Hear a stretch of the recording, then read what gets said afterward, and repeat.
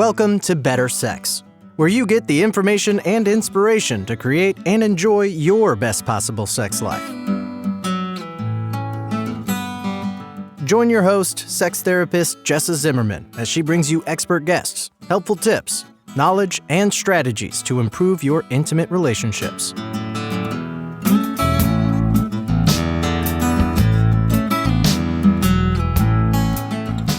And now, your host, Jessa Zimmerman.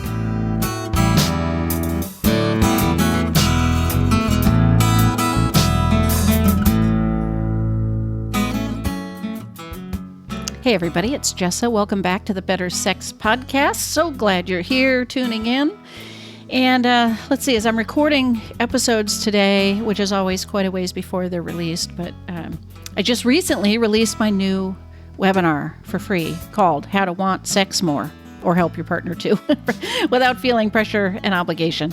So if you are interested in joining me for that free masterclass, you're going to learn the 5 most common things people are doing wrong that are blocking desire. And whether you're the person struggling to feel desire or that's your partner, there's a lot of really actionable ideas in there that can start to make a difference. So you can find that at intimacywithease.com/masterclass. And it's a nice segue into our topic today, which is about getting closer to God through pleasure. I'm talking to Rachel Alba, who is a sex coach for people raised in Christian traditions that are struggling with shame or really negativity around sex and are at a point in their lives where they're willing to kind of take that on and try to transform that, I guess, frankly. So she's got, she shares her personal story of her journey around this and a lot about the idea of faith development and opening up to new ideas about sex, and then how to explore that and reduce the kind of shame response that people can have. So I hope you get a ton out of the episode.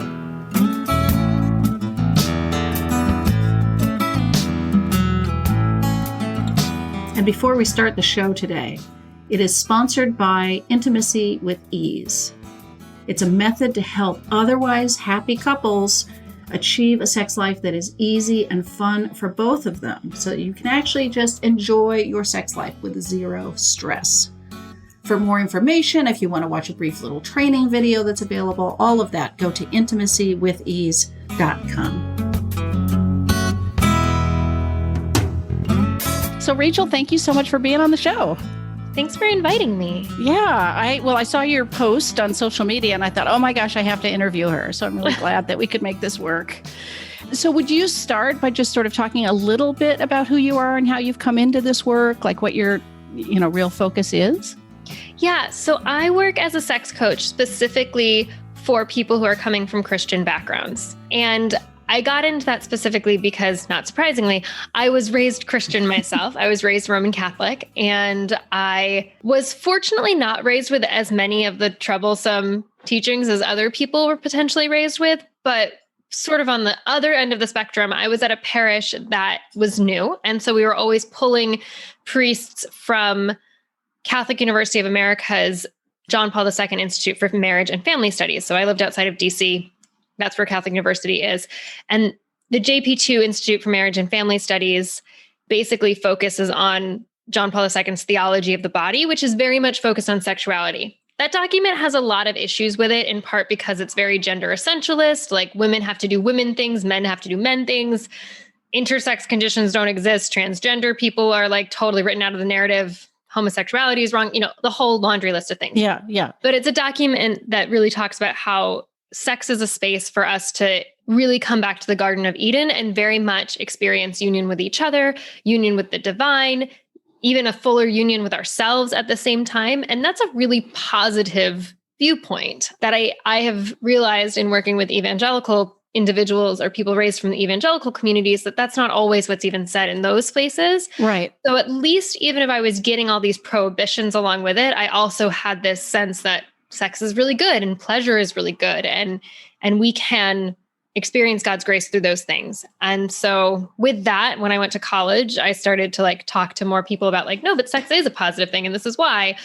And then when I left college after that, I was still sort of realizing that lots of people weren't taught that, and specifically realized that when I was living in New York City and I would go to Tantra workshops or Taoist sexual practice workshops or Kabbalah workshops or whatnot, And so many of the people that were there were from Christian backgrounds. So there was this sense that not only did they want to have better sex generally, but people coming from Christian backgrounds, even if they didn't identify as Christian anymore, wanted to have a spiritual experience of sex.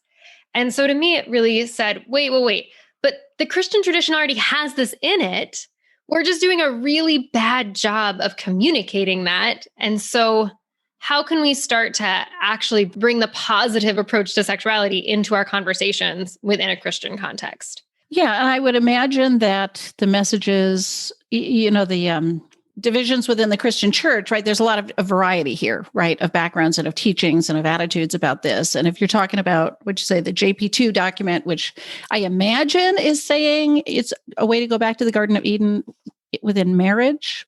Oh, yeah, 100%. And within heterosexual marriage, to be very clear. Right. I, of course, as an individual, believe that it doesn't have to be married and it doesn't have to be heterosexual. But right. But that's on the positive end of the spectrum, I suppose. What are people learning on the other end or in between? Well, then, I think even within Catholicism, there's a tendency toward, sex is only for procreation. Yeah. Or if we're going from like a very Augustinian approach, talking about St. Augustine, then you've got not only is sex only for procreation, but ultimately he's going to say things like, we only have sex because it's like we don't have control over our bodies, which we get a little bit of that in Paul's writings as well in the New Testament. I don't think that's really what Paul was intending. I think it's somewhat of a misinterpretation. I also don't think that Augustine is really intending to be that harsh either in what he's saying, but it gets interpreted that way. And therefore it sort of pushes all the way down. And as that becomes sort of massaged over the course of history, you get Puritanism, right? In the 14, 15, 1600s. I don't know. I'm not really great with the history of Christianity in that regard. And then of course you've got evangelicalism, which really pushes it from a place of not necessarily even being grounded in the tradition in that sense of going back to the early writers in Christianity, but really coming from somebody's interpretation of a particular translation of the Bible. And that's what you go off of. And that can be very much obviously sex only in marriage between a man and a woman, and masturbation is wrong. And, pleasure generally is suspect because pleasure can lead us to sin. So don't even, the Joshua Harris book, I Kissed Dating Goodbye, which of course now he's completely renounced it. And he's very much apologetic about the fact that he wrote that book and it's no longer published because he feels so bad about it.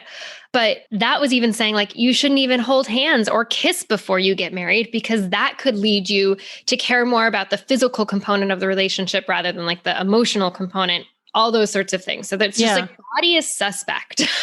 Yeah. It's dangerous, right? And if if you get a little taste of this thing, you're going to lose control. That's part of the messaging around this, right? Or that we shouldn't be having pleasure at all, or what a burden, that's what I'm sitting here thinking. Wow, what a burden I know this as a sex therapist, right? Talking to clients, what burdens people come in with around this. And even for somebody, if somebody's gotten a more positive take on, wow, once you're married, sex is this wonderful, joyful experience that God has built into our humanness, right? There's this challenge about, but I'm supposed to switch on a dime on my honeymoon, it's been scary and sinful and stay away from it forever. And all of a sudden I'm supposed to embrace it. Totally. And I think I'm sure this is similar to the clients that you have too, but a lot of my clients are in that position of saying, well, we waited until marriage. This is the only person I've ever had sex with. I don't even know how, especially with women, I don't even know how to get in touch with my turn on. Yeah. I think really what happens for a lot of women, especially in purity culture spaces, women are the gatekeepers of all sexual activity.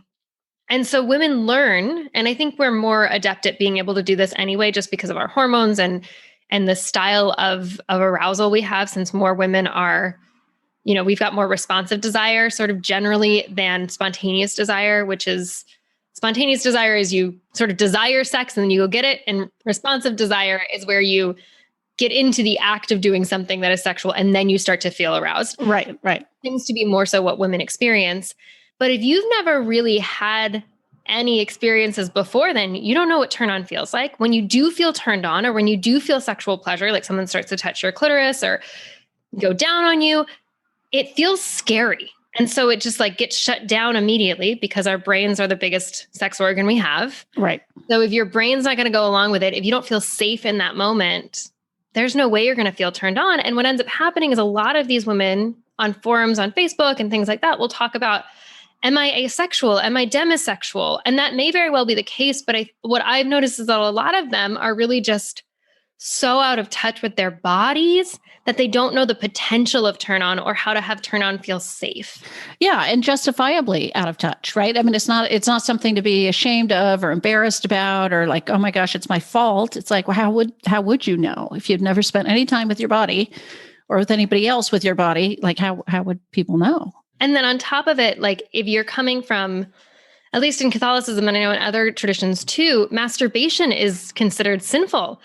And the best way we get to know what we like and what we don't like is by actually just touching ourselves. And Right. so even if you've moved through the idea that masturbation is wrong, there's still this embodied sense of this is dirty or this is wrong, or it's like, this is icky. Yeah. Like, this is gross. The fact that I have secretions down there and there's folds, like it's just gross and it smells funny or whatever. And it's like, there's a lot of having to move through that in order to be able to even do the things that will allow you to experience turn on and pleasure and arousal and all those things. Right. Right. Is there anything else you can think of that's sort of how this shows up for people? Is, once they're an adult, maybe they're married, they're starting to be sexual or to want to explore that part of themselves. What else has been packed in their baggage? I think I'm going to speak a little bit to men for a moment, because women, it's usually like lack of turn on or painful penetration, like a lot of vaginismus, that kind of thing. But for men, I've seen a couple of things that seem to be pretty common. And one is, especially in evangelical communities, a lot of times men are taught that they can't really have real friendships with women. And therefore, when they start to do the deconstruction process, which is the process of deconstructing your evangelical beliefs and either stepping out of evangelicalism or starting to find your own path. And you can push this in any Christian context. It just seems to really have a culture of it within evangelical communities or the ex-evangelical communities. And a lot of times for those men, it can be very challenging to figure out, like, how do I actually relate to females that aren't my potential sexual partner? And so figuring out for them, really, really exploring, how do you experience your erotic energy and how do you allow yourself to feel attracted to somebody, but not necessarily like energetically give that off.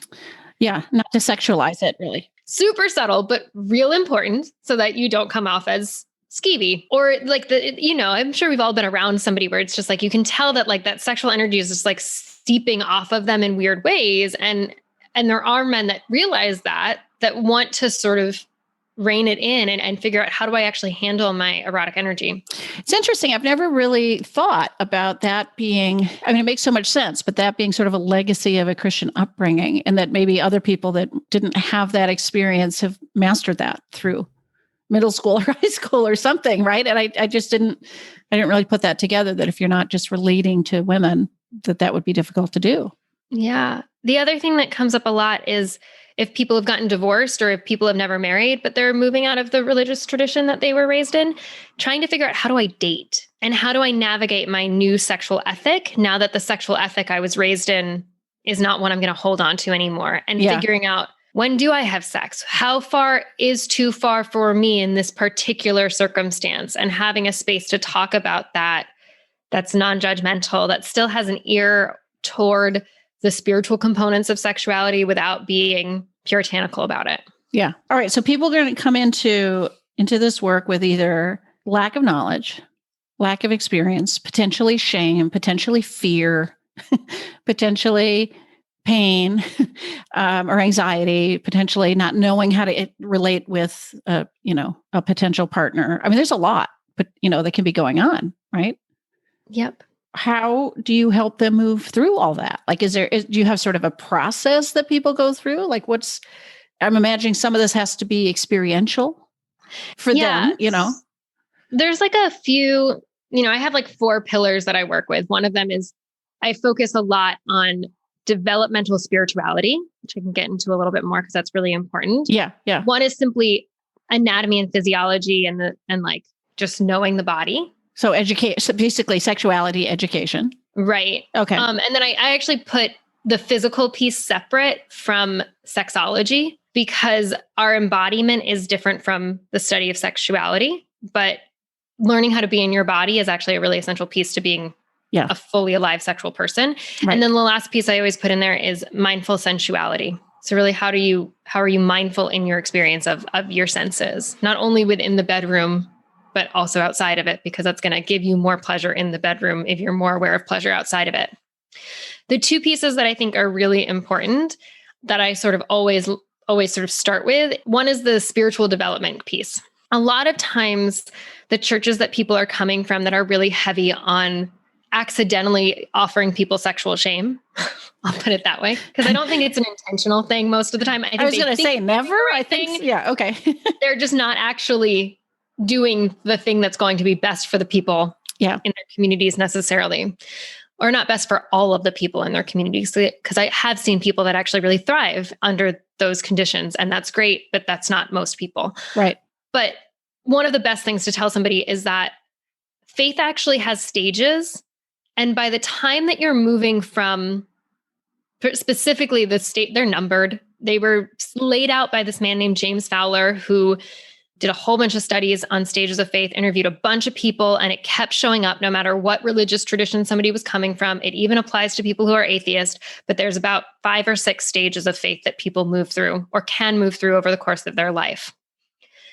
And the stage transition from 3 to 4 tends to be where people start to be conscious of the shame that they experience and want to not have it. Mm. And so I'll explain a little bit about what that transition is, because I think it's not only fascinating, but very important. Okay. Stage 3 is where we are placing our faith in an external authority. So what that means is that if you're Catholic, like I was Catholic, the main authority that I placed my faith in was the Vatican, maybe some priests, that sort of thing, where whatever they say is what I'm going to believe and what I'm going to try to live my life toward. Right. External authority. Yes. Yeah. And then the next stage 4, is where you start to place that external authority within yourself. So now it's self-authored. You have self-authority. And that transition can be really hard because you have to break ties with that external authority.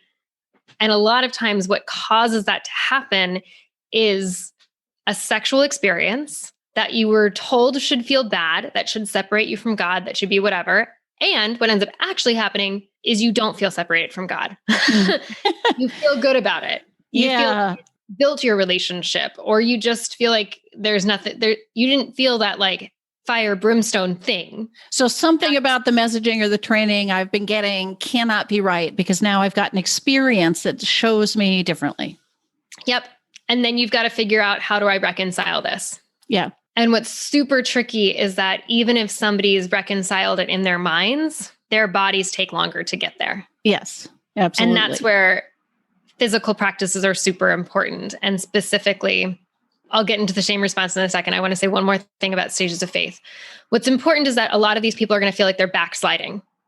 So the second that they start to feel like it's okay to have sex outside of marriage, or it's okay to masturbate, or there's a part of them that wants to feel like it's okay, they've been taught that feeling is actually them backsliding, is them moving away from God. Right. But once you start to look at these stages of faith and you situate their experience within this transition, they start to say, oh, I'm actually getting closer to God or the divine or the universe or whatever. I'm actually progressing in my stages of faith. And that gives people permission to really go into it. So that's sort of a big piece of it, is like giving people permission to follow what they want, as opposed to, and follow their intuition, rather than feeling constricted and compelled to stay in the box that they were raised in. So that context that this is actually progress towards something that's an evolution or development, as opposed to, oh, wait, this is the devil at play or something, telling you Exactly. And for somebody who's in that transitional moment where they still actually need some level of authority figure telling them something like this, where it's like, this is by some guy that like worked at Harvard and Boston College and like started his own thing at Emory at some point in time. Like, this is real. It's been studied. It looks very authoritative. So, that's right. So that's still somewhat of an external authority, but it's different from the Right. the but it's Vatican or giving the you priest or something. Yeah. But it's giving you permission to move into your own authority. So, which is kind of a funny, tricky thing. But as a therapist, I'm sure you're like, oh yeah, of course, that would make sense. That like you need this little like bridge to get to the next stage.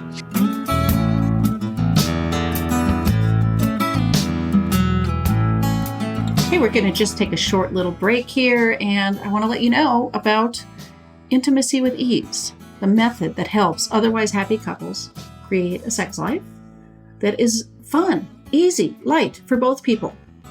So if you are an otherwise happy couple, if sex is the elephant in the room or sex is the little bit of the challenge for you guys, you may want to check this out. You can go to intimacywithease.com and you'll see information there. You'll see short videos. You'll have access to a full webinar about it, all kinds of information to let you know if this would be the right thing for you.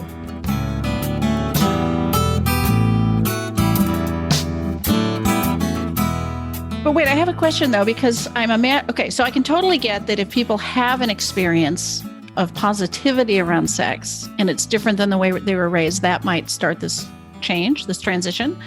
But I see an awful lot of people in my practice who have yet to have that kind of experience.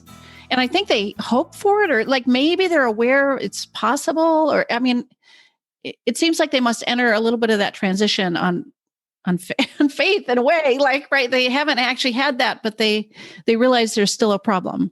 I think that's where like they might see it in another person, or they might be exposed to it via anything out there in the world, a movie, a TV show, or it could simply be that they're looking at secular society and saying, you know, I want to be able to support my friends that are gay and getting married, and I want to feel super confident going to their weddings and not feeling guilty about it. That might be the transition point. Yeah. But it's something in their own lived reality typically that starts that process of at least even questioning, are these teachings right? And then there's usually some sort of source of pain where they try to live into what they hope for and realize that it doesn't feel the way they want it to feel. Yeah. And they need to move into something else. Yeah. So you're not necessarily, I mean, I don't know if you're an expert on the faith development stages and all that, but the one thing that's coming to mind as you're talking about this is there's somehow one is better to move away from listening to what the teachings of your church is, like that this is a positive progression. And I'm curious where the end point is, because people might be thinking, wait, do I have to abandon my faith or my tradition? Or how do I, if I'm not supposed to listen to the priests anymore or believe what they've been teaching me my whole life, like where does that leave me in terms of faith? So I think what's really important is to realize that it's a growth hierarchy rather than a dominance hierarchy. So it's not really that one is better than the other. Okay. The question of, is this stage adequate for your thriving? And what that means is that somebody could be at stage 3 for their whole life. And there's lots of people who are, and it's super perfect for them. They don't need to go anywhere. Nothing wrong with it. They can hang out there forever. Other people will not be content there, and they'll either be discontented for a long time, or they'll grow into the next stage and feel a little bit better. Yeah. And there's a variety of ways to move from one stage of faith to the other. So especially for 3 to 4, and I've seen this go in a lot of directions.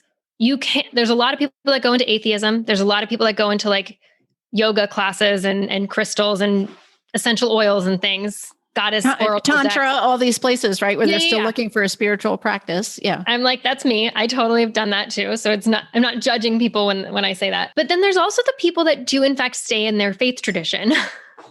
And they're able to, for at least a little while, and I saw this a lot in my graduate program, which is in theology and ministry. And my graduate studies were mostly focused on these stages of faith and how to apply them to sexual development. But a lot of people are able to be in the church that they were raised in and dissent. And so for some people, they would call it like cafeteria Catholics is the term that you get in Catholicism. But you're sort of picking and choosing the things that work for you. I think a lot of people that are more interested in like liberation theology are going to fit into that context. Mm-hmm. The people that focus on the teachings of Jesus as like loving and accepting and all of his miracles are really just inviting people more into community rather than having them be ostracized.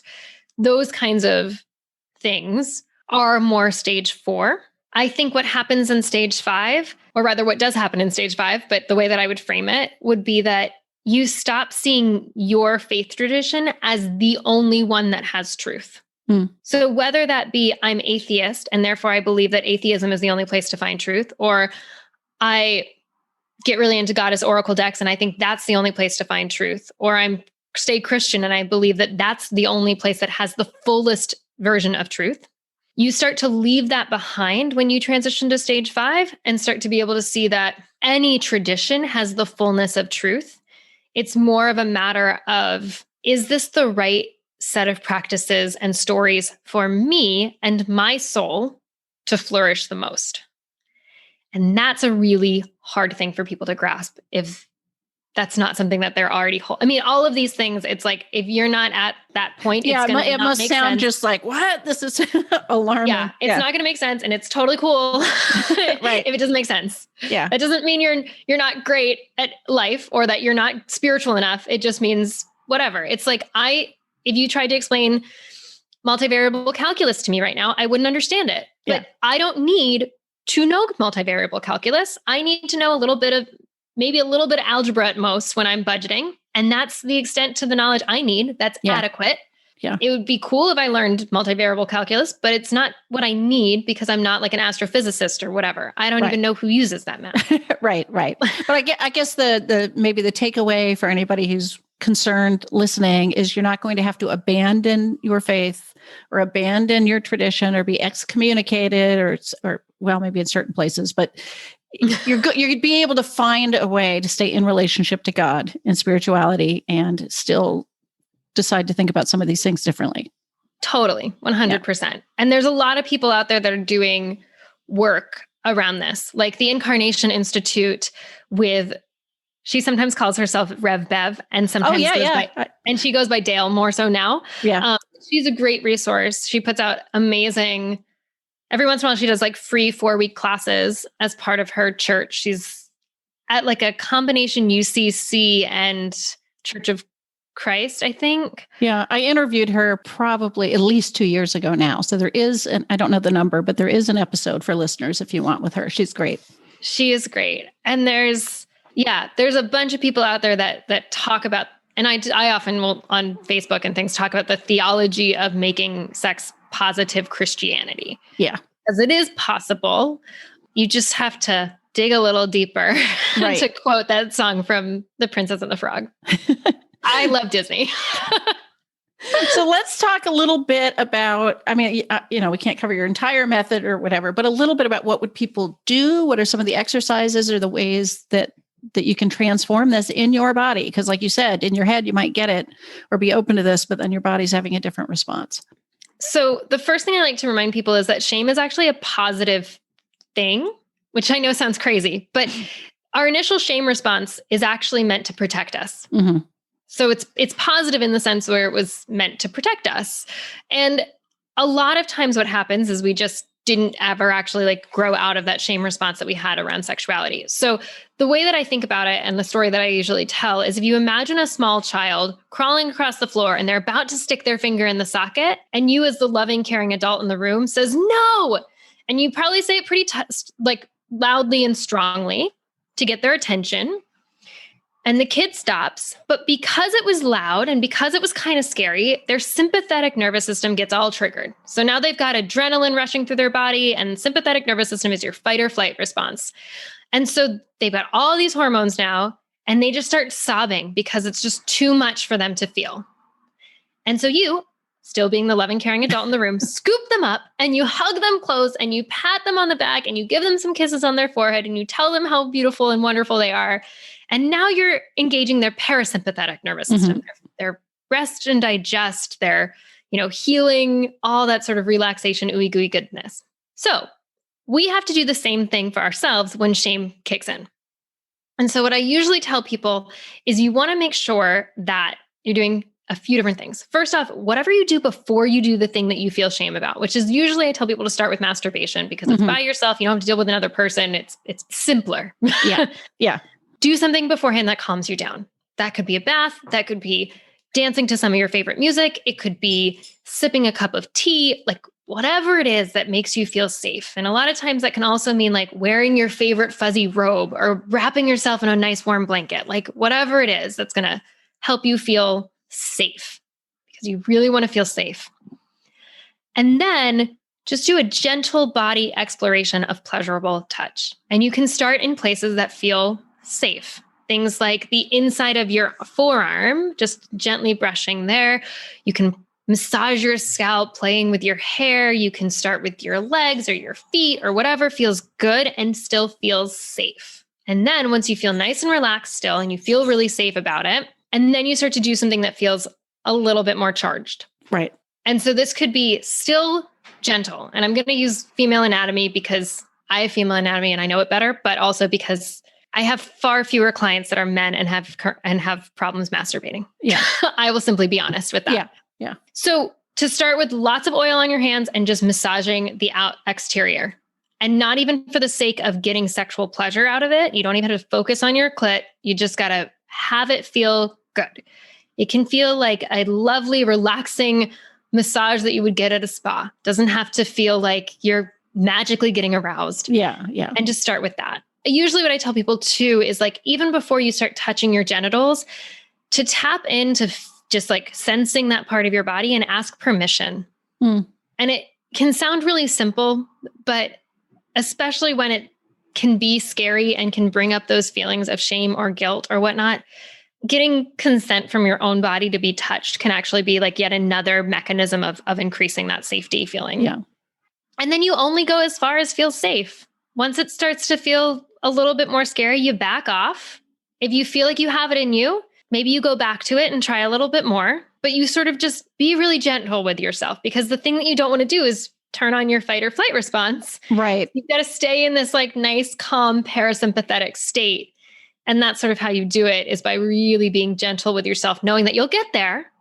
And I imagine if you end up in fight or flight, if somehow all of a sudden you're overwhelmed by shame or something, that's where you could hold yourself, give yourself hugs and kisses like the mom in the story, right? Like be gentle with yourself, calm yourself down. It's okay.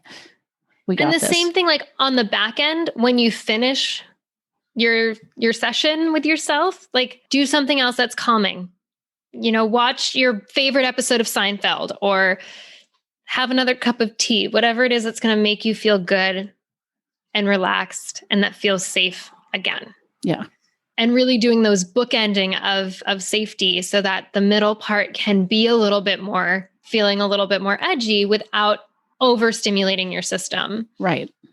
So if you had, in a way, I think I know what you're going to say, but I'm still going to ask you to say it. If you had a takeaway that you want people that are struggling with this religious upbringing and the shame or the burden it might have given them, what do you most want them to hear, believe, internalize? Like, God created your body for pleasure. God didn't give us nerve endings simply because we need them to be able to like feel textures on trees.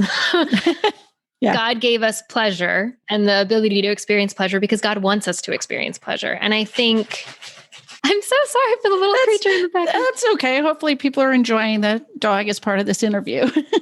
The other piece that I'd want people to know is that when we think about the clitoris, it really has no purpose other than sexual pleasure. And that's not an accident, right? God didn't just, stuck an extra part on. Right. And it's also not an accident. Like, I think there's a lot of misconceptions that, like, thanks to the like homunculus or whatever it was way back when that was said to be true, that like, we didn't start male and become female. Everybody starts female and some people become male. Right. And so the clitoris is there very intentionally. Yeah. It's been there since the beginning of your little zygote life. So where can people learn more about you? If you want to mention a website or any sort of, freebie or offering you've got, your podcast, things like that, so people know where to find you. Yeah. So I've got lots of different places. My Instagram account is at rachel.alba.coaching. My website is www.sexwithspirit.com. You want to type that whole thing into your browser. You don't want to Google sex with spirit. What will come up is people who want to have sex with ghosts. Okay. Didn't do the SEO thing before I got the domain name. And then I always have on my website, when you sign up for my mailing list, there's a free 3 keys to releasing sexual shame mini class that you can get access to when you sign up. And then the podcast that I host with the lovely Lori Kimmerly is Sex Positive Christian Feminists. And you can find that all the places you can find podcasts. I'll stick all these links in the show notes too, so people don't have to be furiously writing all that down. I know there's and they're all different names. Right. Well, thank you so much for being on the show. I can't wait to get this out in the world.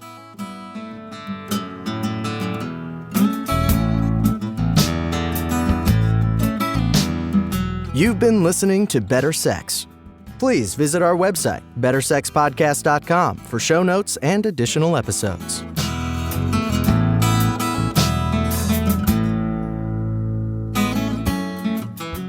And that's a wrap for today. I really hope you enjoyed the episode.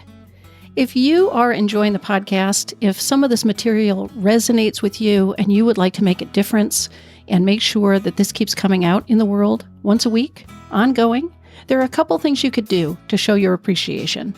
The first would be to go to iTunes and rate and review the show. That really helps us be found by new listeners when you review the show on iTunes. You can find a link at bettersexpodcast.com/iTunes. The other thing I want to invite you to consider is becoming a Patreon. For a small monthly pledge, you get some benefits. So for $2 a month, you get advance access to every single episode. For $5 a month, you get a chapter of my upcoming new book. And for $10 a month, I host quarterly get-to-know-you and question-and-answer chats over the web, and you get invited to that. I would love to have your membership in that, become part of the Better Sex family. You can find a link at bettersexpodcast.com/Patreon, which is Patreon. Again, thanks for listening. I'm glad you're here. Feel free to comment, ask questions, get in touch. I'd love to hear from listeners. Thanks.